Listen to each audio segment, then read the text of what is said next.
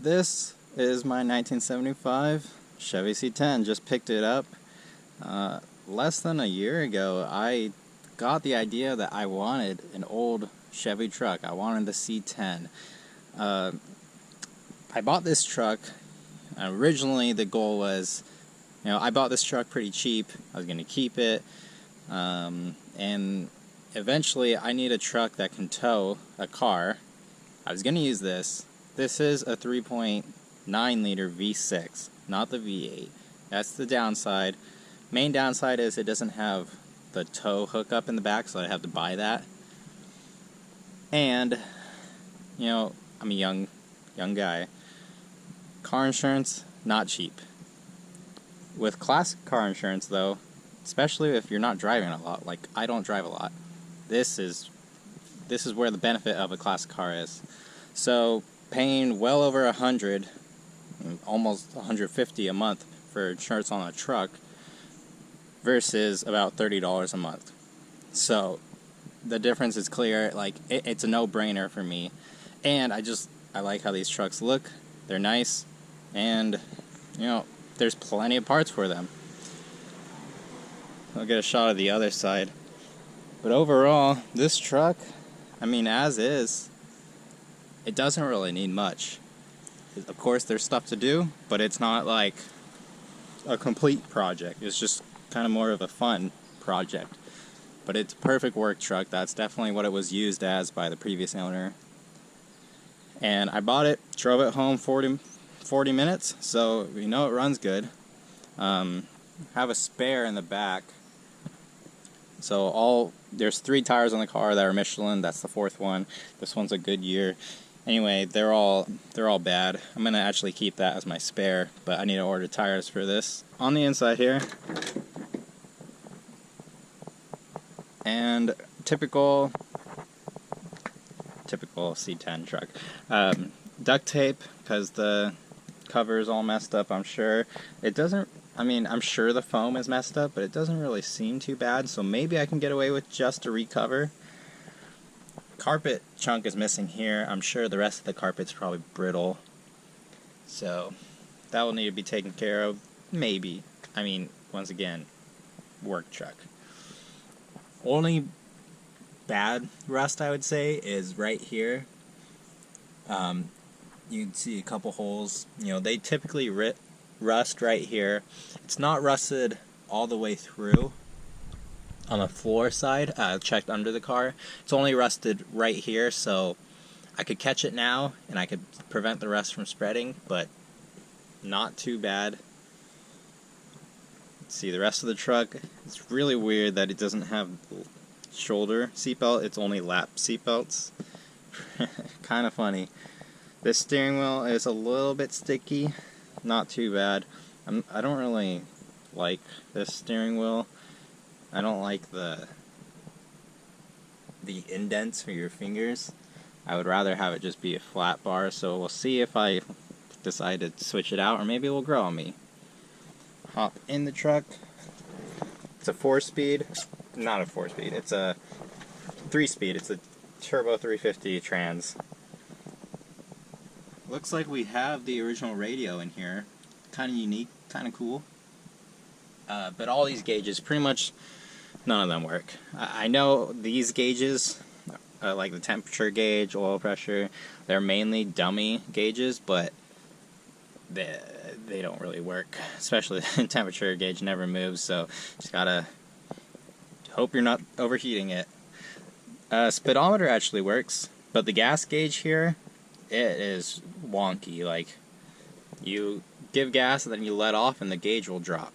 And it just kind of does one of these, so I need to address that, definitely. But yeah, the dash has some cracks, but it's not too bad in here. It rained last night, so we can see it's a little damp down here. Not actually, that might have been just from me. I don't think it's too damp. Let's open up the engine bay. Intermission. We found some keys. Alright, so in the engine bay, this is apparently a 350. I haven't ran the numbers and checked, but you know, it says for 350 on the grill here. That's what we're believing so far. Right off the bat, you can see this spark plug wire is absolutely destroyed. Not even funny. But yeah, check the fluids when I picked everything up. Everything looks good. And crazy thing is, AC actually works. Doesn't work great. It probably needs to be recharged a little bit, but it's working. I need to figure out whether this has been updated to the new refrigerant or if it's still on R12. It might be, what is it, 143 or something like that. So, I'll have to figure out how to figure that out. But other than that, I mean, everything looks good. It's got the power steering, and you know, power steering actually feels amazing in this truck. It's incredible. Yeah, just your basic small block. And this is the long bed, and the bed is actually in pretty good shape. It has some mat down here. I would prefer like either a spray-in bed liner or just a normal lay-in bed liner. But, you know, for what it is, this seems to work. Damage is right here. This handle is all wonky, should not look like that. Yeah, and then another rust spot right here, but this is pretty common. Like, it is. I'd be surprised if you don't have this rust spot here. This would need a whole patch panel, honestly, but you know, cosmetic stuff. The wheels are, you know, pretty good. Yeah, let's start it up. It's kind of hard to get in and out with this big wheel.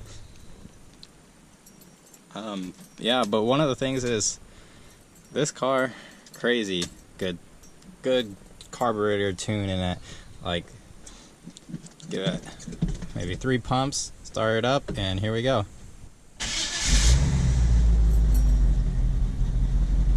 And it starts just like that. Like, whoever dialed this carburetor in, they got it. The carburetor timing, I mean, it runs amazing. That was cold start. Does the same thing when it's warm. Drove me 40 minutes home, so I have, you know, a lot of faith in this. Obviously, there's some stuff like the spark plug wire that needs to be fixed, but for the most part, everything's looking good. I'll just give you a outside view of this cold start idle.